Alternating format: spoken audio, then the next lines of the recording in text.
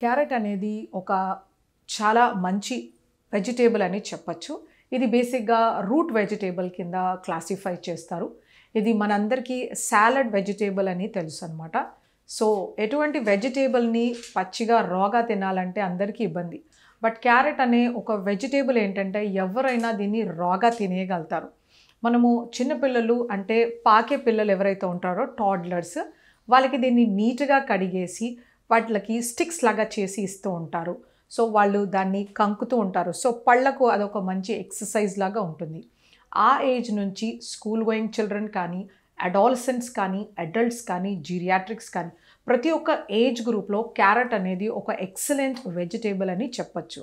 So, ముఖ్యంగా దీంట్లో ఏంటంటే 38 కిలో క్యాలరీల ఎనర్జీ లభిస్తుందనమాట. కొంతమేరకు మనకి మైన్యూట్ అమౌంట్స్‌లో ప్రోటీన్ 0.9 గ్రామ్స్ లభిస్తుంది. వీటిలో రకరకాల వైటమిన్స్, మినరల్స్ అనేవి ఉంటాయన్నమాట. సో, బేసిక్‌గా బి కాంప్లెక్స్ మల్టిపుల్ వైటమిన్స్ ఉంటాయి. వైటమిన్ సి అనేది సమృద్ధిగా లభిస్తుంది. అలాగే ఇందులో సాల్యుబుల్, ఇన్సాల్యుబుల్ ఫైబర్ అనేది ఎక్కువ మోతాదులో లభిస్తుందనమాట. వీటిలో చెప్పాలంటే excellent antioxidants, beta carotene, కెరోటినాయిడ్స్‌లో ల్యూటిన్, జియాజాంథిన్, జాంథిన్ అనేవి లభిస్తాయి.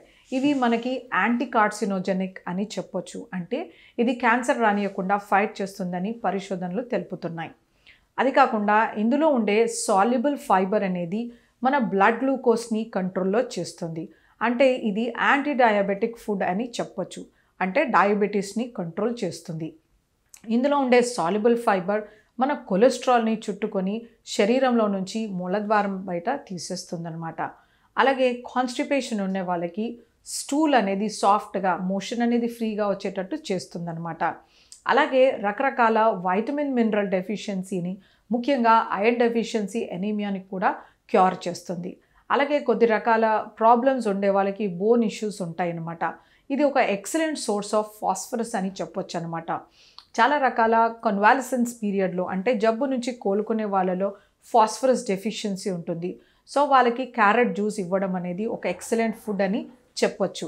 అలాగే క్యాన్సర్ డిజీజ్‌లో మల్టిపుల్ వైటమిన్, మినరల్ డెఫిషియన్సీస్ ఉంటాయి. వాళ్ళు కీమోథెరపీతో సఫర్ అవుతూ ఉంటారనమాట. సో, అలాంటి వాళ్ళకి క్యారెట్ జ్యూస్ ఇస్తే చాలా మంచిది.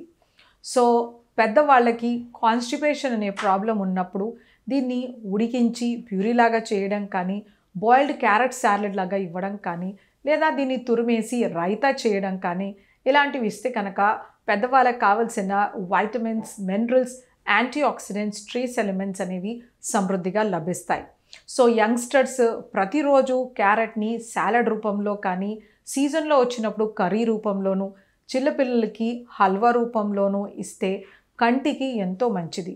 మన కంటిలో కావాల్సిన ఇంపార్టెంట్ బీటా కెరోటిన్ మన ఐ హెల్త్, స్కిన్ హెల్త్, తర్వాత gastro intestinal track health, mucosal lining, మన ఇమ్యూన్ సిస్టమ్, తర్వాత మన కొలెస్ట్రాల్ తగ్గించడానికి, బ్లడ్ గ్లూకోజ్‌ని కంట్రోల్‌లో చేయడానికి, ఇందులో ఉండే పొటాషియం మన బ్లడ్ ప్రెషర్స్‌ని కంట్రోల్ చేస్తుంది. ఇందులో ఉండే ఫైబర్ వెయిట్ రిడక్షన్‌కి హెల్ప్ చేస్తుందనమాట. సో, ఇన్ని రకాల హెల్త్ బెనిఫిట్స్ ఉన్న క్యారెట్‌ని మనం ప్రతిరోజు ఆహారంలో చేర్చుకుంటే మనకు ఎన్నో రకాల బెనిఫిట్స్ లభిస్తాయి.